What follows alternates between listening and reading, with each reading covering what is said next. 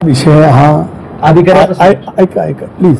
आजचा मी सांगितलं ना, खरात असो कोणी असो, जी विकृत मनोवृत्ती आहे ती ठेचून नव्हे तर जलद गती न्यायालयामध्ये टाकून जे काय फाशी शिक्षा द्यायची असेल ती दिली जावी. आजचा विषय या ठिकाणी श्रद्धेचा आहे, भावनेचा आहे, गेल्या 48 वर्षाच्या परंपरेचा आहे. जरूर त्या विषयावरती यापूर्वी बोललो, सविस्तरपणाने बोललं जाईल. सरकारने SITच्या मार्फत खोलवर तपास करावा आणि ज्यांचा कळत न कळत संबंध आला असेल त्या सर्वांच्यावरती कठोर कारवाई करावी अशी आमची सर्वांची मागणी आहे. धन्यवाद. जय पवार अगोदरच पत्रकार परिषद घेणार होते. त्यांनी त्या बाबतीमध्ये बारामतीलाच खुलासा केलेला आहे. राष्ट्रवादी काँग्रेस पक्षाने पहिल्या दिवसापासून वहिनींच्या नेतृत्वाखाली नेहमीच राज्य आणि केंद्र सरकारकडे CBIची पण चौकशीची मागणी केली. राज्यात CIDची चौकशीचं पथक सुरुवातीलाच लागलं. केंद्रीय मंत्र्यांनी जे स्वायत्त यंत्रणा आहे, जी तपास यंत्रणा अशापैकी विमान अपघात होत असतात त्यावेळेला जी भारत सरकारची तपास यंत्रणा आहे त्यामार्फत सुद्धा तपास त्या ठिकाणी सुरू आहे. प्राथमिक अहवाल आला त्याच्यावरती आम्ही कोणीही समाधानी नाही आहोत.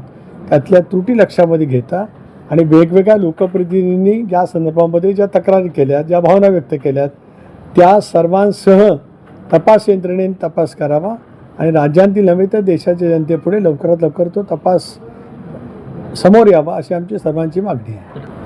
महाराष्ट्राचे कर्तव्यवान नेते ज्या नेतृत्वाने गेली 40 वर्ष महाराष्ट्र घडवला, विकासा भूक नेला, प्रत्येक नागरिकाजवळ उत्तम संवाद करत पुरोगामीची दिशा देत असतानाच प्रचंड प्रमाणात विकसित राज्य करण्याचा प्रयत्न केला असे आमचे नेते अजितदादा आमच्यात नाहीत. याचं शल्य दुःख आमच्या सर्वांच्याच मनात आहे.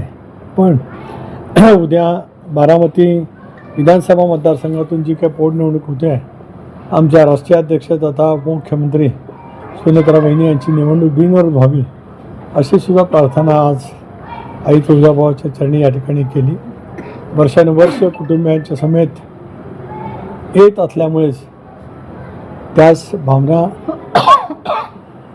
त्याच पद्धतीचे श्रद्धा यामुळे सर्वच कुटुंबांचे असल्यामुळेच दरवर्षी येण्याचा एक विलक्षण योग आम्हाला सर्वांनाच अज्ञातपणाने गेली 47 वर्ष आलेला आहे. शिवधनजी सपकाळ यांचं असं म्हणणं आहे की राष्ट्रवादी शरदचंद्र पवार पक्ष उमेदवारी देत नाही, त्यामुळे तिथं काँग्रेस पक्ष उमेदवार देणार अशी त्यांची भूमिका त्यांनी नाही त्यांनी मांडली. म्हणूनच आम्ही खरगेजींच्या जवळ बोलणार आहोत. कारण शेवटी महाविकास आघाडीमध्ये ही जागा पवार साहेबांच्या राष्ट्रवादीकडे आहे.